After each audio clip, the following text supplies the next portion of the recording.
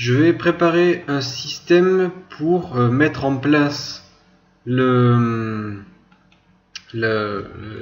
gestion de la caméra, donc la gestion du mouvement de la caméra, et je vais utiliser un script tout prêt. Dans les scripts, vous avez le script PowerBar ici, que je vais placer sur ma caméra. Et le PowerBar, en fait, ça va nous permettre de voir la puissance de ShotPower. Alors, PowerBar est apparu là. Vous avez 26 textures à associer. Donc PowerBar, c'est vraiment un script très simple. On l'a pas écrit puisque je vais vous le montrer directement de toute façon. Vous allez voir pourquoi on l'a pas écrit. C'est un script très répétitif. On fait var power 0 texture 2D. Var power 1 texture 2D. Var power 3 machin bidule. Donc on écrit le nom de chaque texture. Dans la fonction update, on dit if. Alors là, il y a un petit souci. C'est pas if camera ball. C'est if shot script.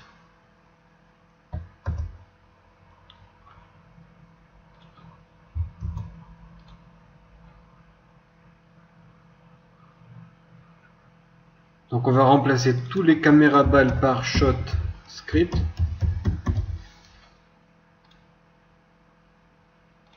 Voilà. Donc if shotScript.shotPower est égal à 0, à ce moment-là, on affiche la texture power 0. J'enregistre. Donc là, je vais faire remove component. Nous allons ajouter une texture, donc GameObject create other GUI texture. Ici, nous avons notre texture. On va la positionner plus du côté droit et on va mettre la texture de notre barre de puissance. Notre barre de puissance ici, on peut l'agrandir, la positionner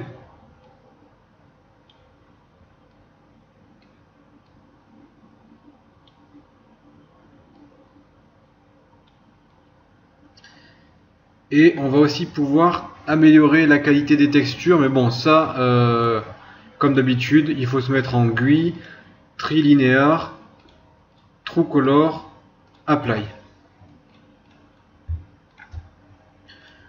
GUI, Trilinear, TrueColor, Apply. Voilà, donc là on a amélioré la qualité de toutes nos textures. Le script, on va le prendre et le mettre ici, donc sur le bar.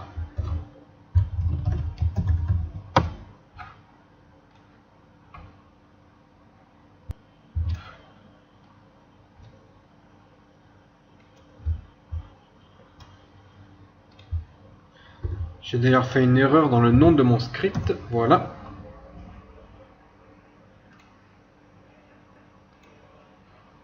Donc j'ai aucune erreur, je lance mon jeu.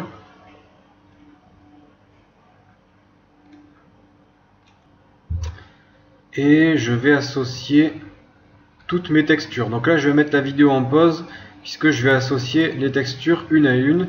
Power 0, Power 1, Power 2, etc. Voilà, donc là j'ai associé toutes mes textures ici à ma droite.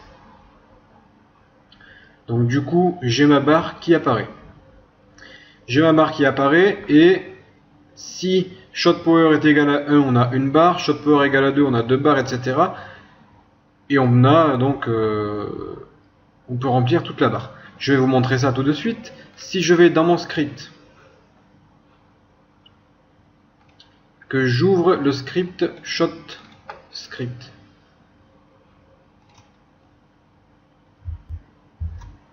et que donc on modifie le shot power. Comme le shot power est en statique, power bar pourra accéder à shot power de la façon suivante, shotScript.shotPower, et ainsi donc notre script pourra connaître l'état de la variable shotPower. Donc ce que je fais, c'est que je vais enlever le script, le remettre.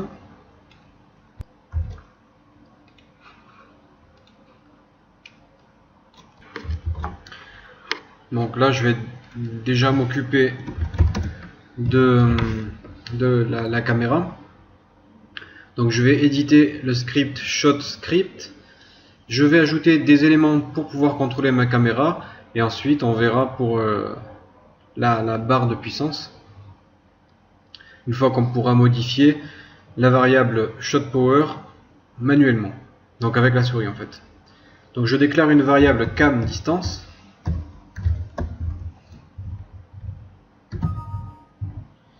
Et je dis qu'elle est égale à 2, donc là c'est la distance de la caméra par rapport à la balle. Ensuite je vais déclarer une variable var min cam, donc ça sera un float.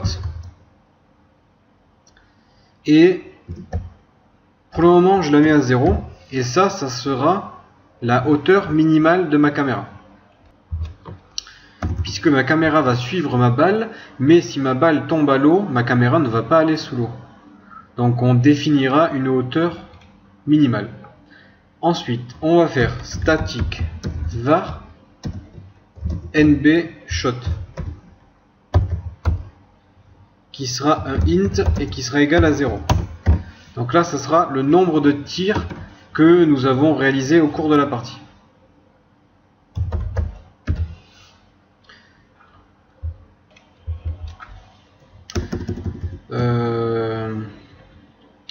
Là, on va plutôt s'occuper, déjà c'est avec un S minuscule, on va s'occuper des réglages de la caméra.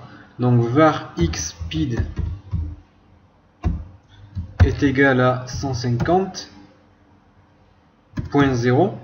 Donc je mets 0.0 pour dire que c'est un float. Vu que je mets une virgule, la variable sera automatiquement convertie en float. Je fais pareil pour yspeed. Var ymin limite égale à 0. Donc je vous expliquerai tout ça après.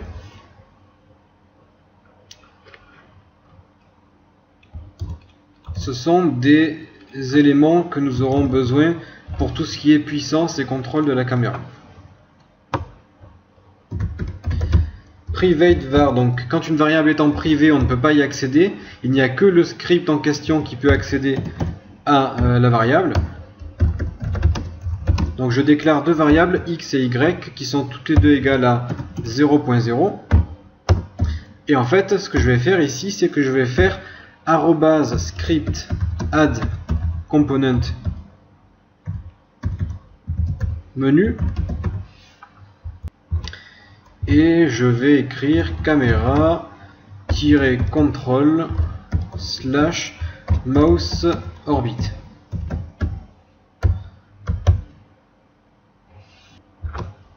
Donc ce que ça fait, c'est que ça va ajouter un élément à mon menu de Unity.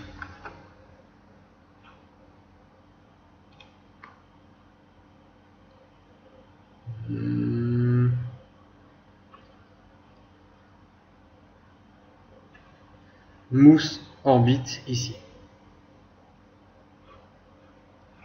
que l'on va utiliser pour la caméra, donc pour faire tourner la caméra.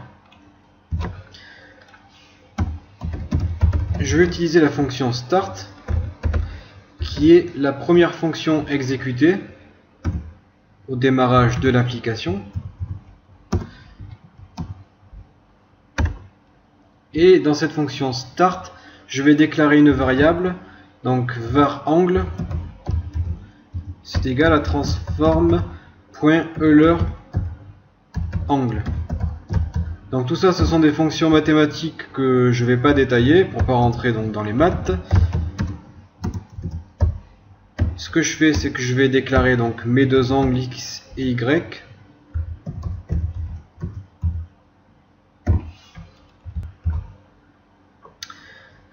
Ici, dans notre fixed update que l'on avait écrit tout à l'heure, on va rajouter quelque chose. Donc en fait, à chaque fois qu'on va tirer notre balle, on va dire NB shot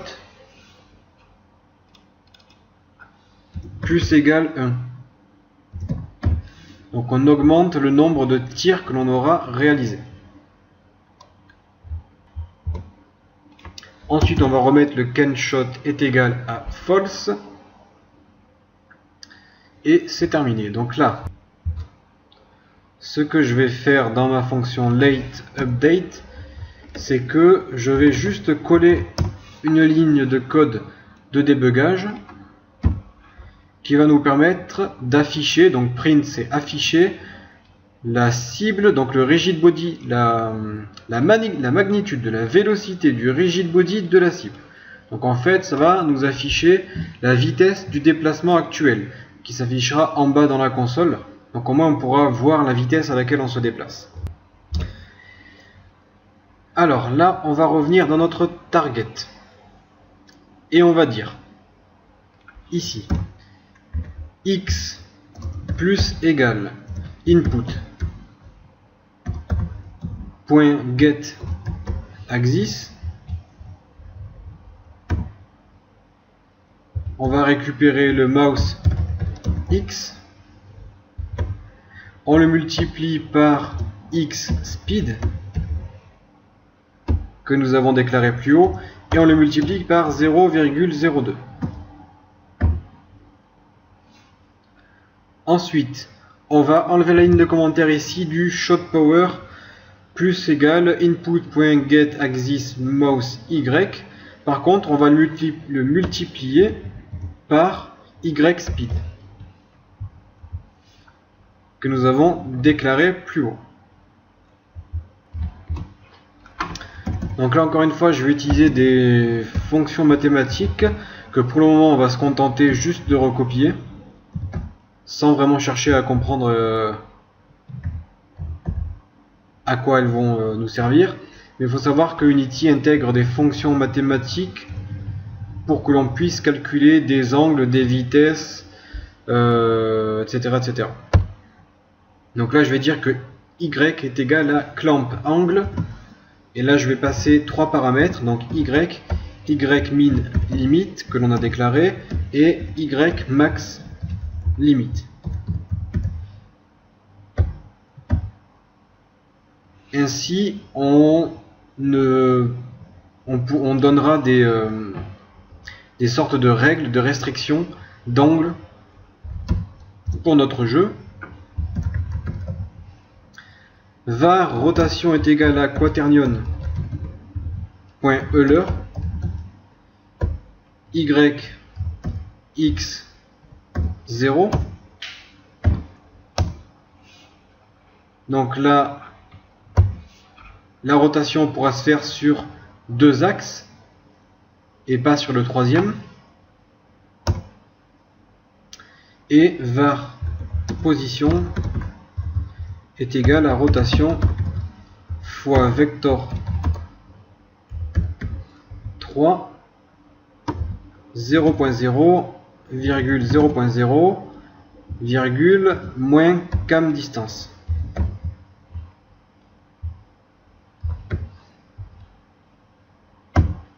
On ferme la parenthèse plus target point position. Donc la position de la balle. En dessous, transform point rotation égale rotation. Donc la rotation de la balle sera égale à rotation, donc à ce qu'on a déclaré ici. Et transform point position sera égal à position. Donc la position qu'on a déclarée juste au-dessus. Donc comme je vous l'ai dit, on avait mis des restrictions au niveau de notre caméra. Donc je vais dire if transform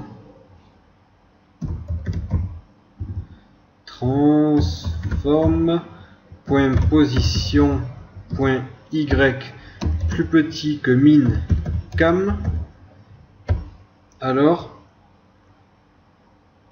transform.position.y égale min cam. Point virgule. Là, je dis juste que si on est en dessous de la position minimale, alors on bloque à la position minimale. Et là, en dessous, je vais coller une fonction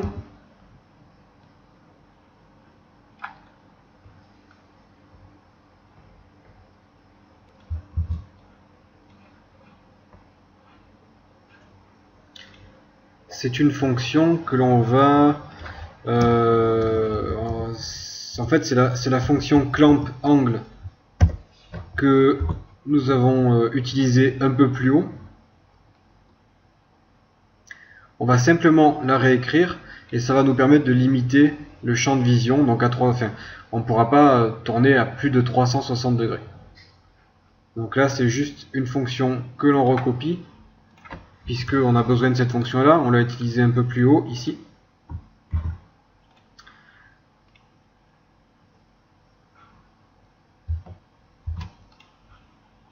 Donc là on a une erreur, on va voir ce qu'on nous dit.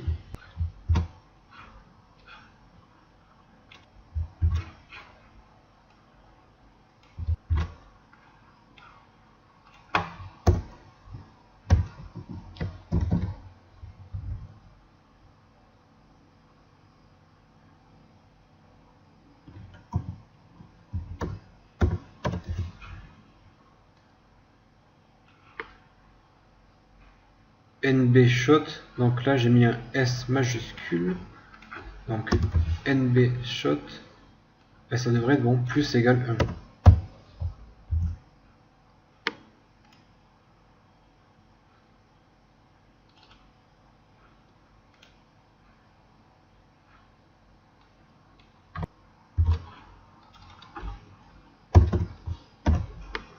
J'enlève le statique de NB shot, d'ailleurs je sais pas pourquoi je l'ai mis.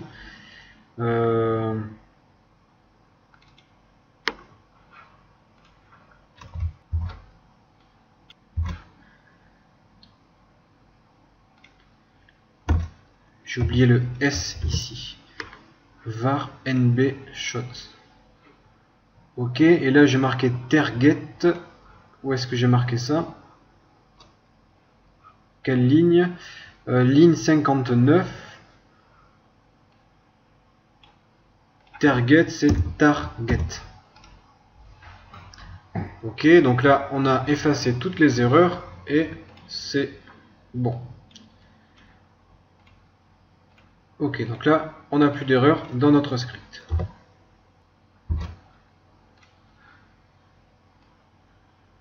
Donc j'ai mon script shot script ici. J'associe ma sphère à ma target. Cam distance c'est 2, min cam 0, nb shot 0. Ok, ok, ok. Donc là on est bon. CTRL S pour enregistrer.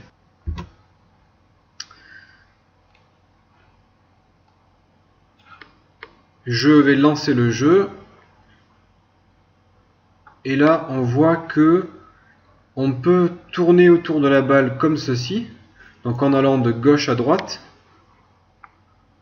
et on peut augmenter ou diminuer la barre de puissance,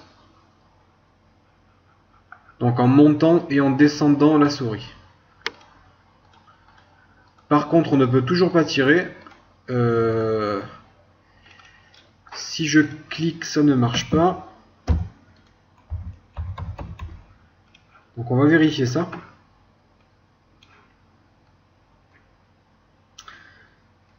Alors shot power plus égal machin, donc là c'est bon.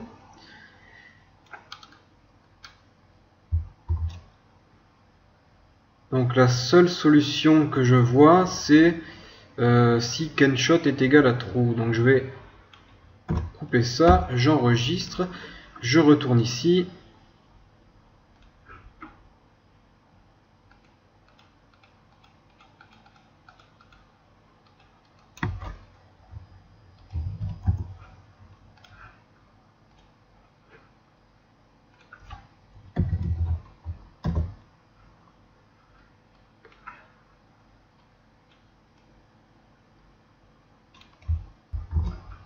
Je vais mettre le shot power à 0.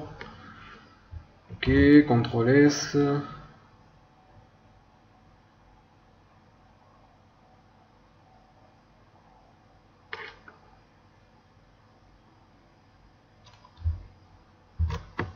Ce que je vais faire, donc juste pour tester si les clics de souris fonctionnent bien, je vais donner la possibilité aux joueurs de modifier donc la distance de la caméra par rapport à la balle.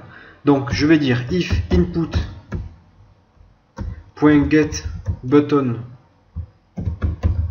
up, et là je vais dire fire 2, donc c'est-à-dire le clic droit, et que la distance de la cam est égale à 2. Donc si on est à la distance par défaut, je vais dire cam distance plus égale 5.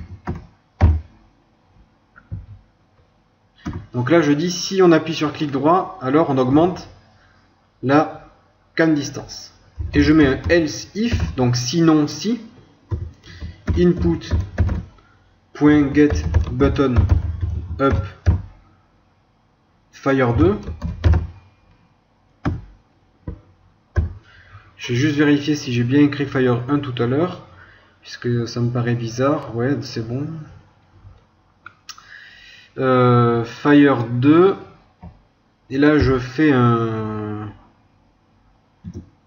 et cam distance égale à 7. Donc 2 plus 5 ça fait bien 7. À ce moment là je dis cam distance moins égale 5.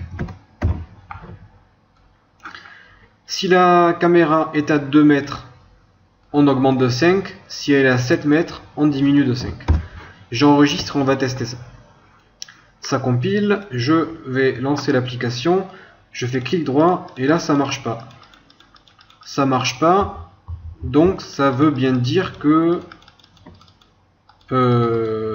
Fire 2 ne marche pas.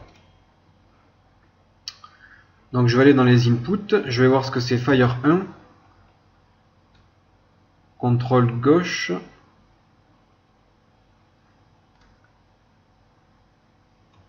Et Alt gauche. Je vais voir ce que ça donne.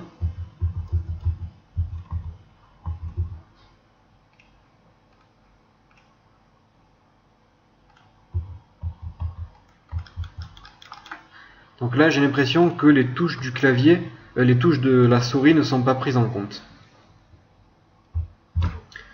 Je me rends sur le manuel Unity. Je vais marquer get key.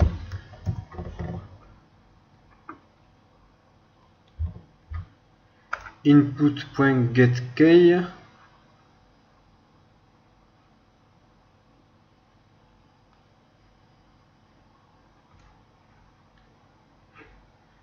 Je vais voir si on a autre chose que ça. Get key up. Voilà. Je vais tester ça. Donc je vais remplacer le get button up fire 2 par get key up space. Donc au lieu de faire Fire 2, on devra appuyer sur la barre d'espace. Donc là ça marche pas non plus.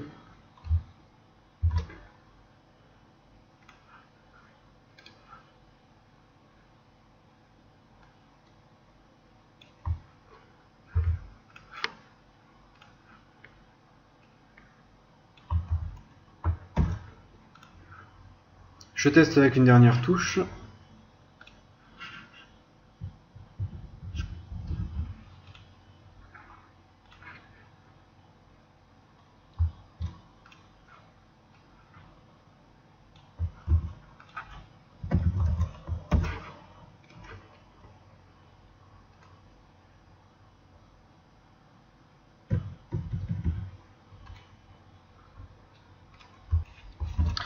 Bon, il semblerait qu'il y ait un souci donc avec les entrées clavier et souris dans mon éditeur Unity. Donc je vais voir si c'est pas un problème de configuration de ma part. Et dans la prochaine vidéo, dès que je trouve la solution, je vais donc régler le problème. Là déjà ce qu'on a fait, ça fonctionne. On peut tourner autour donc de la balle. On peut augmenter ou diminuer la puissance ici à notre droite. Par contre, on ne peut pas tirer. On ne peut toujours pas tirer puisque les entrées clavier n'ont pas l'air de fonctionner pour ce script. Donc je vais voir d'où vient le problème et dans la prochaine vidéo, on fera en sorte que lorsqu'on clique, on puisse propulser notre balle vers l'avant. Donc là, enregistré.